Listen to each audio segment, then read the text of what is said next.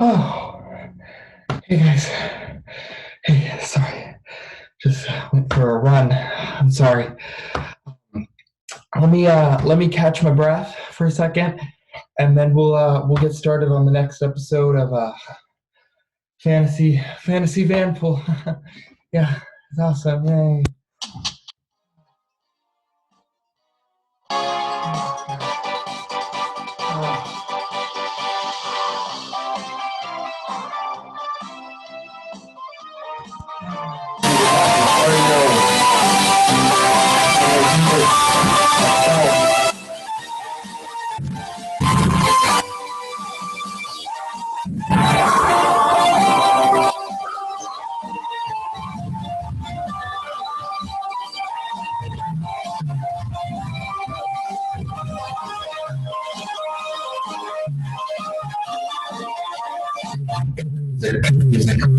Great. So, yeah. So today we're going to be going over GCMS, Lmnop, QRS, TUZ, whatever. No. We're going to be going over GCMS. So what is GCMS? So GCMS is actually an acronym that stands for Gas Chromatography, Mass Spectrometry. So what is that? That's a lot of words. So gas chromatography is an instrument we use, and mass spectrometry is another instrument or a machine we use, and we actually combine them together. So think of, two things that are coming together to do one awesome purpose. Think of like the Power Rangers, where like when they made the big like Megazord or whatever, the where like the giant like mech, like I know it looks like me because look at this, where it comes together to basically defeat the bad guys. Think of those two things as coming together to do a one overall objective, to do something that they couldn't do individually, but together they can. So why do we use GCMS? So GCMS is usually something that you encounter with chemistry, forensic chemistry. So that's toxicology, which we talked about in another video, controlled substances analysis, and even blood alcohol. You see a lot of gas chromatography in blood alcohol analysis to determine how much alcohol was in someone's blood. But you're mainly going to see it in toxicology and controlled substances. Now, where would you see something like this? And for that, I'm going to go to my handy dandy PowerPoint. So in a previous installment of the the fantasy vanpool, we talked about screening tests. So screening tests are things that tell you what might be there. For toxicology, that was the immunoassay. For controlled substances analysis, that could be a color test or that could be a crystal test.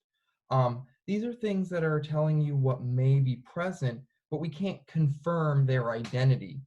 That's what we do using GCMS. We are confirming the identity. We are identifying that chemical compound or that substance so that I can say without a doubt that that person had amphetamines or in their system, or that crystalline solid substance was methamphetamine, or that brown icky gunky stuff was heroin. So we're confirming now. So in the large scheme of things, we are now doing the second step. We are confirming it. So let me go to my next slide. So GCMS. So what is GC? So we're separating compounds out, and MS is actually doing the identification.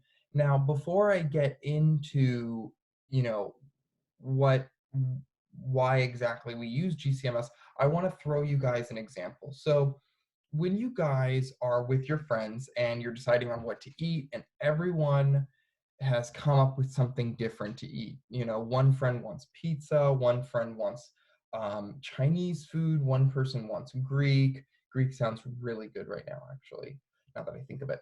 And then you want Mexican. What ends up happening? All of you guys just start talking. No, I want Chinese. No, I want pizza. No, I want Greek. No, I want Mexican. All of you guys are talking over each other, and I can't really understand you. I'm like, whoa, what the heck? Like, what's going on? And that doesn't help anyone because we can't really hear anyone. We can't see what the individual contributions are to the overall conversation. Now, this is mirrored in controlled substances analysis or toxicology analysis. Say that I have a person who maybe ingested methamphetamine and ingested opiates, but they also ingested cocaine. So within their body is cocaine, is amphetamine, is morphine or codeine. And let's say that they smoked weed on top of all that. They were like, yep, it was a great day. They have THC in their blood. So they have 4 different things going on in their blood. And if I were to try and analyze that, all 4 of those would kind of get mixed up and gunked up together. And I wouldn't be able to understand, well, what is the amphetamine? What is the cocaine? What is the heroin? What is the marijuana? I need a way to separate them out. And so, what do we do when we have conversations or maybe heated discussions with our friends? We allow one person to talk at a time. That way we can all hear each other, we can understand each other. Now, what we do with GC is we do the same exact thing. We separate these compounds by time, okay? What does that mean? Well, if I were to separate these things by time, that means that at the end of what my gas chromatograph is doing is a pure substance, meaning only methamphetamine is coming out at this time, and only cocaine is coming out at this time, and only heroin, and then THC. But how exactly is it doing that? Well, what we do is let me share you to my whiteboard. And I'm actually going to pose a different analogy for you guys that hopefully will explain how gas chromatography works using kind of layman's terms, and then we're going to build up from there. So what if I were to tell you that you are at the beginning of a freeway, and at the beginning of that freeway, let's just say the 5 freeway, traffic is great right now. At the beginning of that freeway was a motorcycle.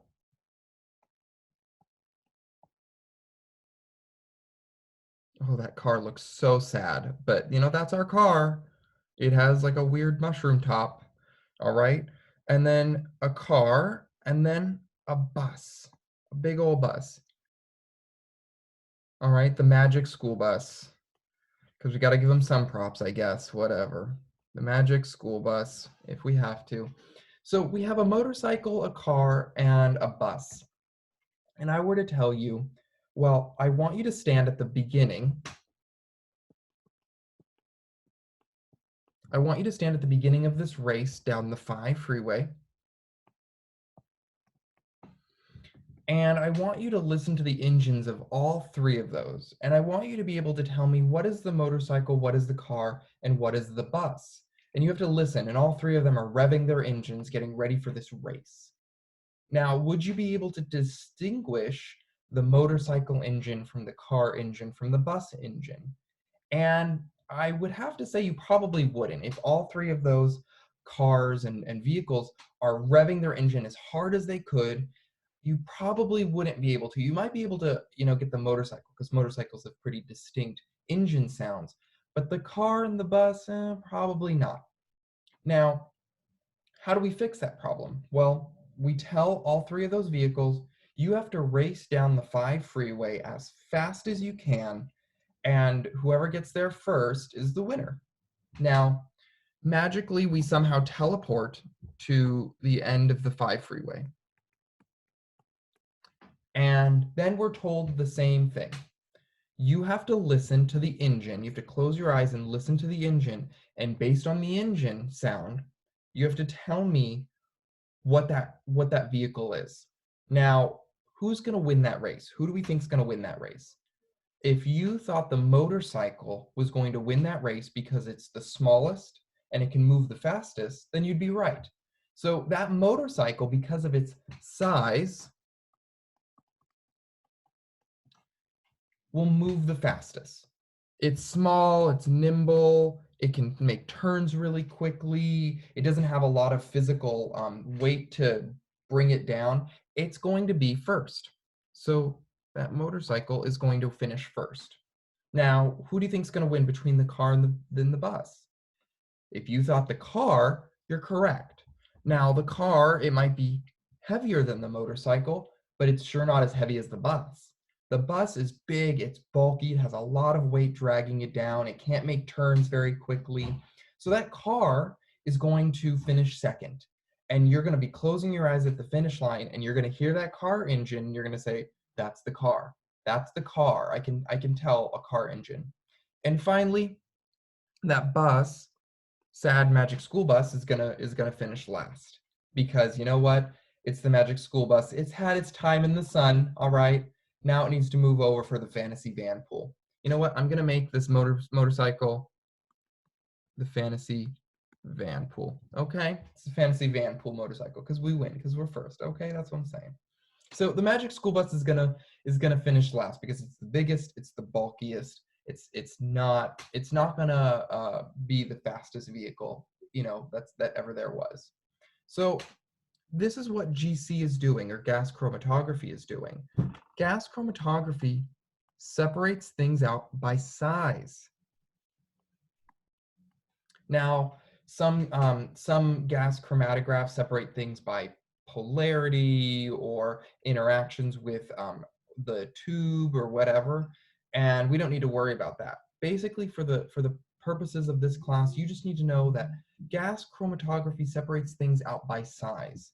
A methamphetamine molecule is actually smaller than a heroin molecule, and because of that difference in size, it will come out earlier than a heroin molecule. Now, what do you mean it coming out? What is it coming out of?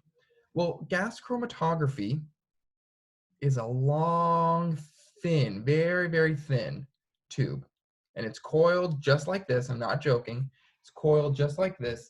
And within that hollow tube, we pump in helium gas. We just pump in a gas. And what that gas is doing is it's forcing everything to go through. And based on the amount of gas and the speed and the temperature, we can make these three substances, the motorcycle, the car, and the bus, travel at different rates so that at the end, we have one, the motorcycle, being separated from two, the car, being separated from three, the bus. Wow, that's awesome. So now we've figured out how to facilitate that argument amongst our friends. One friend is talking at a time. We've found out a way of facilitating the race, or how we distinguish the sounds of the engines. We're separating them based on size. Before, we couldn't really distinguish the sounds of the engine. Now, based on the size, we can distinguish the sounds of the engine. And from there, we can basically identify that it's a pure substance or a lone vehicle coming out of this race or of this tube through gas chromatography. That's awesome. Now, what if I were to say that you had a race between three different motorcycles? Well, now we're getting pretty difficult because not all motorcycles are built the same, but they're going to travel at the same rate. So if I were to have three motorcycles, well, the motorcycles are going to probably finish at the same time or similar times. So that's why we don't use gas chromatography alone to identify things. And that's because similar vehicles are going to travel at similar speeds, and similar molecules of similar size are going to come out of our tube at similar times. And so that's why we need something else, something to conclusively identify substances that can complement this separation that GC, or gas chromatography, is doing. And so that's when we enter the MS. So right now I'm going to just save this real quick, and then I'm going to have a new, I want to make a new whiteboard. Okay, share. How do I make a new whiteboard? Okay, I'm going to close this out. I'm going to just close that out, and then I'm going to make a new whiteboard. Oh, what is happening? You know what? I'm just going to erase it all. Ha ha ha ha ha. I'm going to erase it. I am so powerful with my eraser. Okay, that's where we move to MS. So MS, we have now moved on, not M3, MS. We have now moved on from GC and now we're moving to MS, so mass spectrometry. So think of that tube, just going to remind us of that thin tube or that freeway. And remember, the motorcycle, then the car, then the bus finished.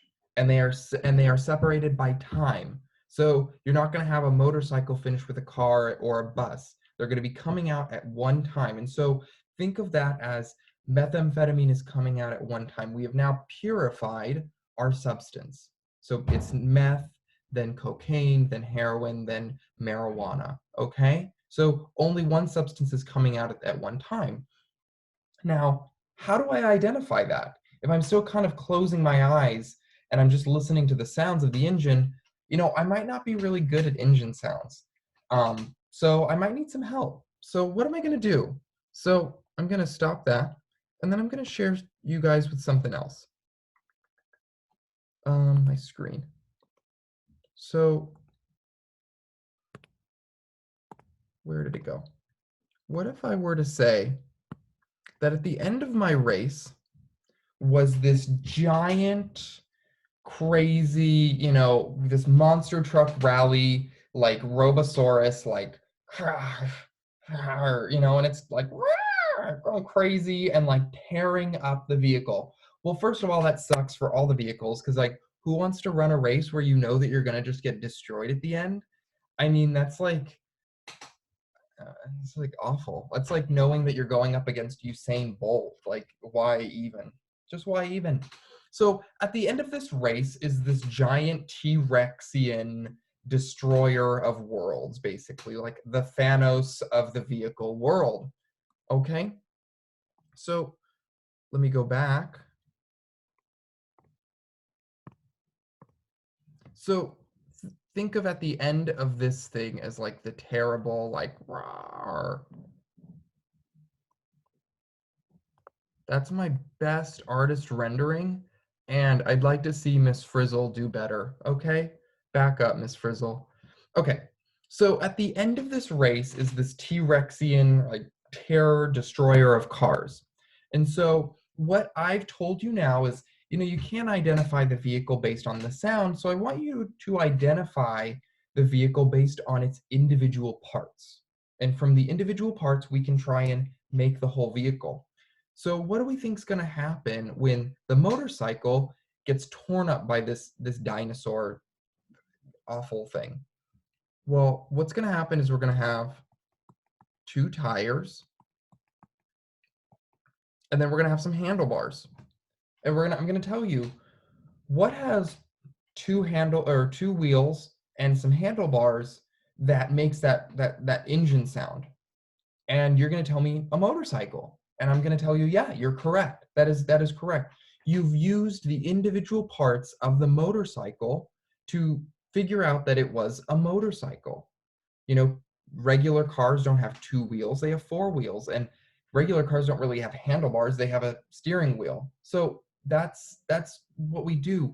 An MS will kind of break things apart, and we have to figure it out from the whole. So let me continue this analogy. So what if I were to tell you when the car comes through, we have four wheels, and then I'm just going to leave the handlebars, and we have a steering wheel. Well, aren't you going to tell me, well, it could be the bus, or it could be come on, there we go. It could be the bus, or it could be the car. Buses have four wheels, a bus and a car have a steering wheel. It could be either one of those. And I'm going to tell you, yeah, you're right. That's correct. Now, let's look at another part of the vehicle or of the individual pieces. Now, a regular car would have probably four seats. I would assume so. You have the front passenger driver and then the back. You'd have about four seats, whereas a bus would have maybe 40 seats.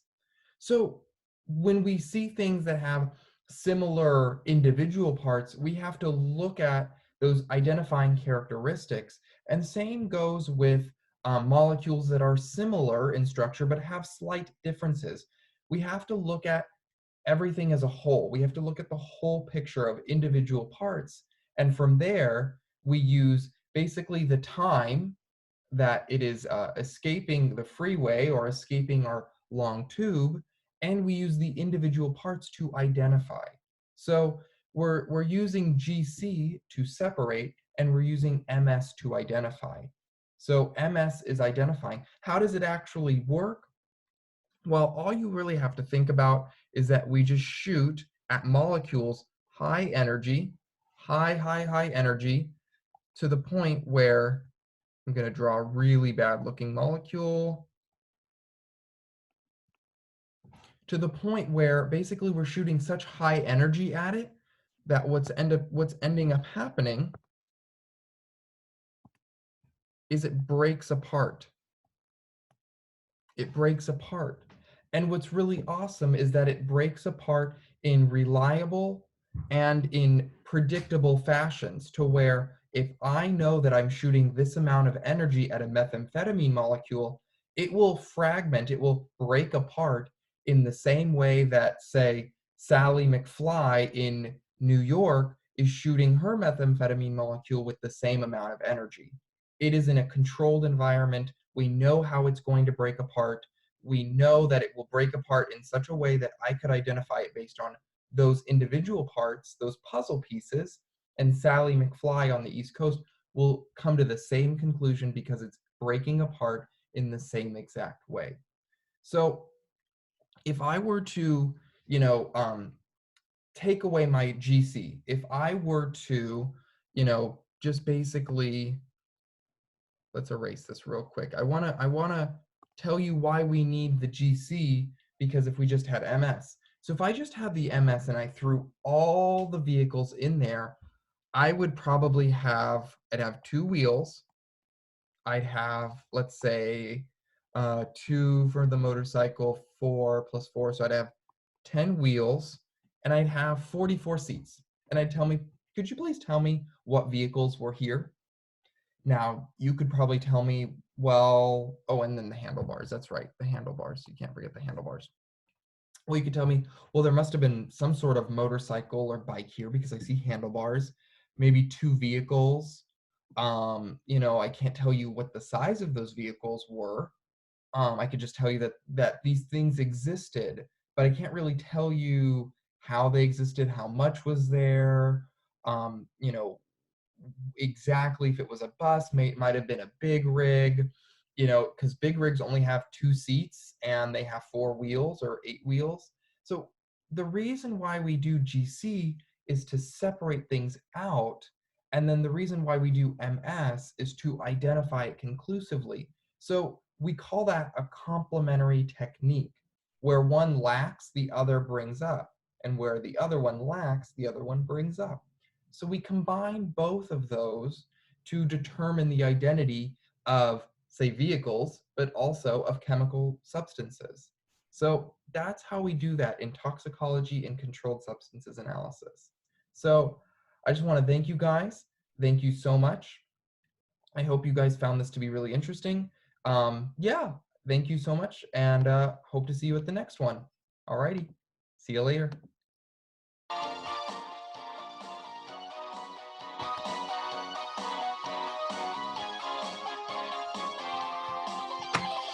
Yeah!